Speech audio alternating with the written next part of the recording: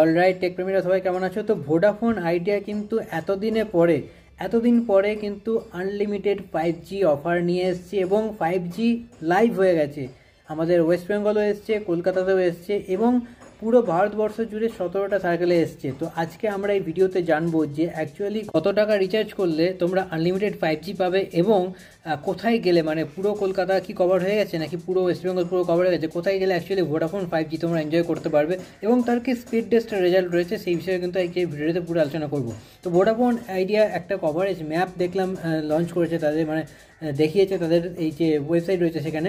তো মোটামুটি তোমরা যেখানে যেখানে 5G পাবে, এবং একটা জিনিস আমি দেখলাম ওরা ম্যাপের মধ্যে লিখেও দিয়েছে যে কোনটা N78 ব্যান্ডে চলছে অর্থাৎ 3300 মেগাহার্টজ 5G সাইড, এবং কোনটা N258 অর্থাৎ কি হচ্ছে না 26 গিগাহার্টজে চলছে। তো এটা একটা ভালো জিনিস দেখলাম, কোনখানে কোন ব্যান্ডউইথ ইউজ করেছে সেটাও দেখিয়ে দিয়েছে। তো প্রথমেই আসি দিল্লি ভাই, রাজধানী শহর দিল্লিতে তো অবশ্যই লঞ্চ করতে হবে। দিল্লিতে ইন্ডিয়া গেটে রয়েছে, প্রগতি ময়দানে রয়েছে, এরিয়া PH2তে রয়েছে, ওকলা ইন্ডিয়া রয়েছে। পুরো এন্টায়ার কিন্তু দিল্লিও কভার হয়নি এখনও পর্যন্ত। মহারাষ্ট্রে পুনেতে রয়েছে, শিবাজীনগরে, তামিলনাড়ুর চেন্নাই দুটো এরিয়াতে রয়েছে, পাঞ্জাবের জলন্ধরের এক জায়গায় রয়েছে, কর্ণাটকের ব্যাঙ্গালোরেতে ডারি সার্কেলে রয়েছে, মুম্বাইয়ের কিন্তু দু জায়গাতে রয়েছে, একটা হচ্ছে তোমার আন্ধেরি ইতে রয়েছে আর ভরলিতে রয়েছে, বিহারে পাটনাতে রয়েছে এক জায়গাতে, রাজস্থানে রয়েছে তোমার গ্যালাক্সি সিনেমার কাছে এমন সার্ভার ইন্ডাস্ট্রিয়াল এলাকার কাছে।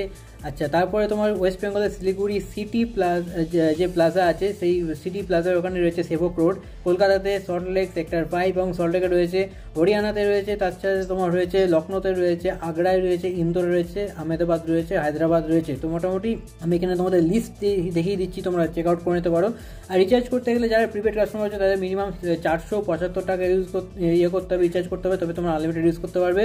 এবং তার সাথে পোস্টপেড হলে কিন্তু 1101 টাকা রিচার্জ করতে হবে, তবে তোমরা ইউজ করতে পারবে। এবং ম্যাপটা তোমরা দেখতে পাচ্ছ, পুরো ম্যাপ এখানে কিন্তু দিয়ে দিয়েছে কোথায় 5G রয়েছে এবং কোথায় কোন ব্যান্ড ইউজ করা হয়েছে। তো মোটামুটি আমি যেটুকু দেখলাম একমাত্র বিহারটাই একটা রেড ডট রয়েছে, যেটা বলতে হচ্ছে N78 3300 মেগাহার্টজের, বাকি সমস্ত জায়গাতেই কিন্তু মোটামুটি দেখো গ্রিন দাগ রয়েছে।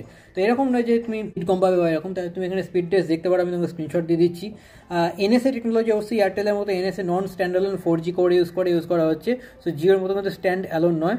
আচ্ছা, এই মুহূর্তে আপাতত স্পিড একটু কম রয়েছে যেহেতু জাস্ট লঞ্চ করছে, দেখা যাক ইন ফিউচারে তো স্পিড ভালো হবে।